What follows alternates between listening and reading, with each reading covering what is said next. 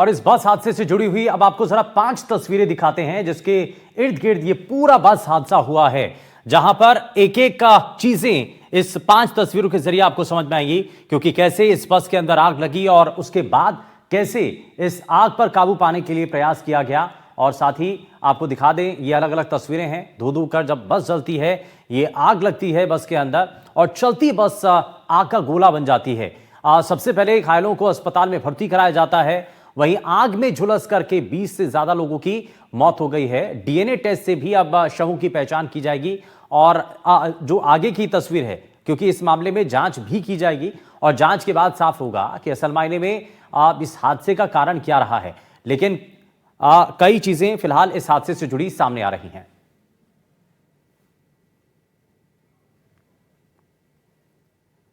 वहीं जोधपुर में burn ward के बाहर बैठे परिजनों से हमारे संवाददाता मुकुल ने उनके मरीजों की स्थिति को लेकर के बातचीत भी की है। देखिए उन्होंने क्या कहा है, वो क्या कह रहे हैं, जरा वो आपको दिखाते हैं। मंगलवार को जैसलमेर से जोधपुर आ रही एक निजी ट्रेवल्स की स्लीपर बस में आग लगने से करीब 20 लोग जो है वो जिंदा जल गए।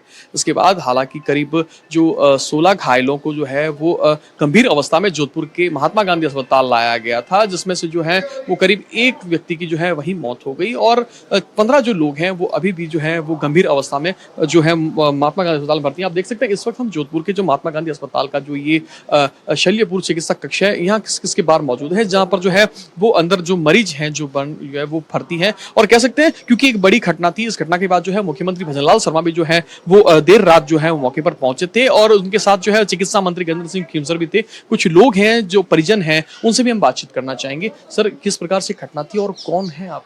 सर, मेरे मामा जी है, मामी जी है और उनके 3 बच्चे हैं जो वहाँ जल गए और यहाँ पे बोले हैं ये 3 ही आए हैं बच्चे और अंदर लेडीज बोली में हमारे भी 3 बच्चे थे और लेडीज बोली हमारे थे।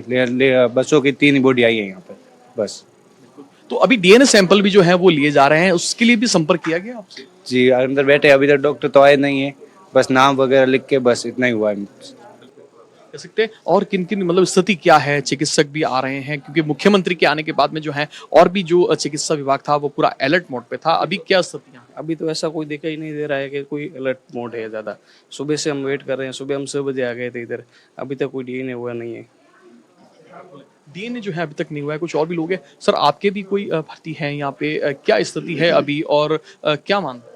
हाँ सर, मेरी भी एक बहन है और जीजाजी तथा उनके 2 भांजिया तथा 1 भांजी हैं, वो भी सर ख़त्म हो गए इसी दुर्घटना के दौरान। और हम लोग यहाँ 5:30 बजे आ गए थे। उसके दौरान खबर मिली कि अभी गाड़ियाँ आ रही हैं, गाड़ियाँ तो आ गई तथा उनकी जो डेड बॉडी है वो भी आ गई। उसके बाद हमें पता लगा कि डीएनए सैंपल्स वगैरह लेंगे, टेस्ट होंगे। तो अभी तक डॉक्टर्स मेरे हिसाब से अलर्ट मोड पे है नहीं सर, और कोई भी डीएनए वगैरह अभी तक टेस्ट मोड पे कुछ हुआ नहीं है सर। बड़े अब्बा के लड़के मेरे भाई है जो आज सर्विस करते हैं जैसलमेर, वो भी इसी बस से आ रहे थे, तो इस हादसे में वो भी शामिल है। हाथ पैर उनके भी जल गए, अभी ट्रीटमेंट अंदर चल रहा है, लेकिन कोई ज़्यादा देख रेख नहीं कर रहे हैं, ना तो कोई मेडिकल टीम है ना कोई बढ़िया डॉक्टर आ रहे हैं कोई देख रहे हैं।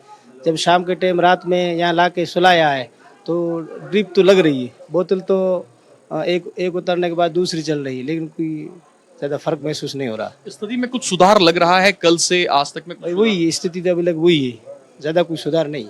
वर्तमान में जो हमारे जैसलमेर से कल 6 पेशेंट थे, 2 तो ऑन स्पॉट बस के अंदर ही थे, जिसका अभी तक कोई पता नहीं है। न ही हमें कोई प्रशासन ने कोई कहा है कि आपके कोई परिजन थे। यहाँ जब उनको शाम को लाया गया तब हॉस्पिटल में जो व्यवस्था थी वो तो ठीक थी, छीम आने तक तो व्यवस्था वो बढ़िया थी। उसके बाद सर ऐसा नहीं लग रहा है कि उनका वो जो इलाज है या जो उनका मूवमेंट है वो ढंग से हो रहा है। तो कह सकते हैं इस पूरे घटना में जो है करीब जो यहाँ घायल लाए गए थे वो 70% झुलसे हुए थे, जिनकी स्थिति भी बेहद नाजुक है। और कह सकते हैं क्योंकि बर्न केस के अंदर जो है वो इन्फेक्शन का खतरा ज्यादा रहता है, तो इसको लेकर भी जो है वो हालांकि परिजनों को भी जो है उनसे मिलने नहीं दिया जा रहा है। और इसके साथ ही हालांकि कुछ परिवारजन ऐसे हैं, उनका ये भी कहना है कि वो जो उपचार दिया जा रहा है उससे भी संतुष्ट नजर नहीं आ रहे हैं। और हालांकि जो डेड बॉडीज थी जो जैसलमेर से जोधपुर लाई गई थी, जो तड़के करीब सुबह 5:30 बजे करीब जोधपुर के जो है वो 9 बॉडी एमजीएस अस्पताल के मोर्चरी में रखवाई गई थी और 10 बॉडी एम्स की मोर्चरी में रखवाई गई थी। उनकी भी जो है वो परिजनों के सैंपल लिए जा रहे हैं और कह सकते हैं अब कुछ ही देर में जो है वो सैंपल की प्रक्रिया भी जो है वो शुरू होगी। जोधपुर से एनडीटीवी के लिए मुकुल परिहार। और वहीं जोधपुर अस्पताल में घायलों का हाल जानने पहुंचे शिक्षा मंत्री मदन दिलावर ने इस दौरान क्या कहा है, जरा वो भी आप देखिए।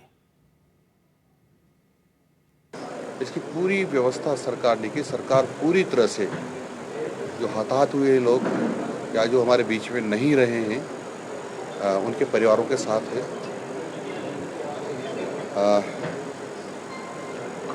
मैं समझता हूँ ये अचानक जो हादसा हुआ सब लोगों के लिए असहनीय है और पूरा राजस्थान नहीं पूरा देश इससे दुखी है और राजस्थान सरकार चिंतित है और कोशिश ये करेगी कि इस प्रकार के हादसे ना हो।